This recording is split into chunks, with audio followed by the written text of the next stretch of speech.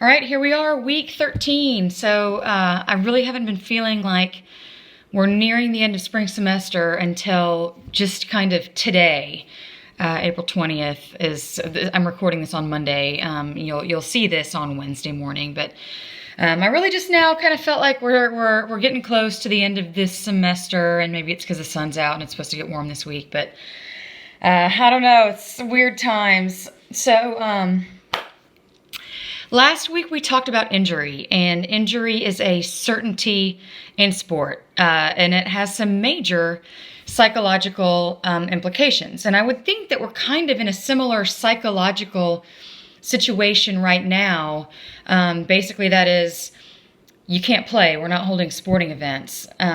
So we have to settle for some other activity. For example, today, Monday, April 20th is when I'm recording this. It's supposed to be the Boston Marathon. So the third Monday in April is Boston Marathon, and it's a big deal. And there's a lot of athletes that go and a lot of people that get really excited. I've gone twice.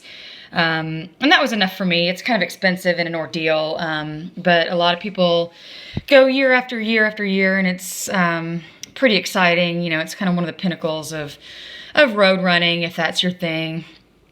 But I'm seeing a lot of sad people on the sidelines in my social media feeds today, and you know, it is what it is, but I would imagine if that feeling is kind of similar to injury. You're on the sidelines and you have to settle for what it is that you can do. You have to work within your limit. And so that, you know, that's hard. So we're looking at injury this week, and last week. So we looked at some of the ways that emotional distress results from injury, as well as what I thought was super interesting in the stress model of injury. And I had no idea that there was a relationship between stress and injury until I found that Anderson and Williams article.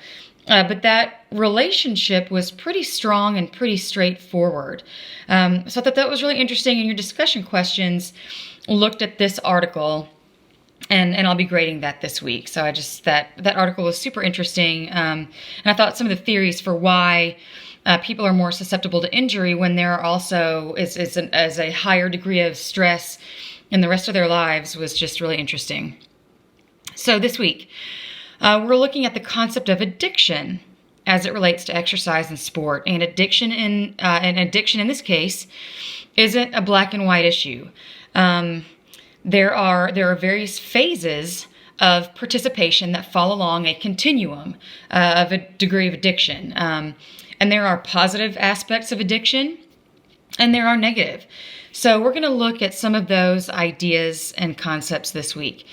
We have a discussion questions this week, and then next week is the end. That's the last week.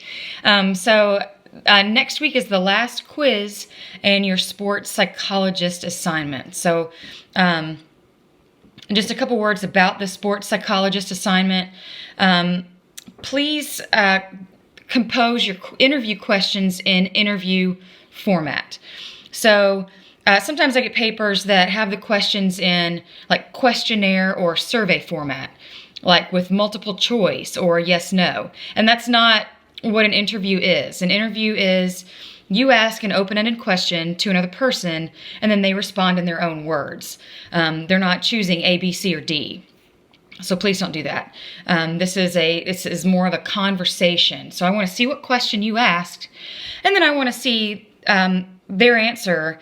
You do the best you can and kind of paraphrase their answer. But it's not like a survey. It's more like a conversational question and answer, an interview. Lastly, be specific in tying your analysis back to some of the psychological concepts and theories that we looked at in class.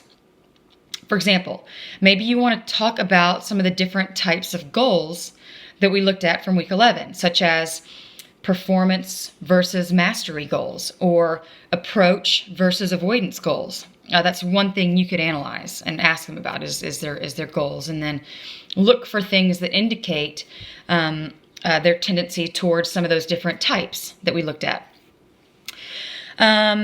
Or maybe you could relate back to the big 5 personality traits that we looked at in week 10.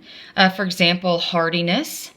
Or maybe you want to see how optimized their anxiety levels are. And we're going to talk about anxiety in next week's content. So I think anxiety is another pretty interesting thing to kind of get balanced in sport. Too little isn't enough, and too much is too much. So be specific in asking questions that elicit some of those specific concepts that we looked at, like goal setting and motivation and stress level and anxiety or personality traits, and then look at their answers and analyze based on some of those specifics, those specific goal types or specific motivation types, and see what you think they lean towards, and then maybe make a recommendation to try to balance out or optimize their tendencies to create more optimal performance based on the theories that we looked at in the articles.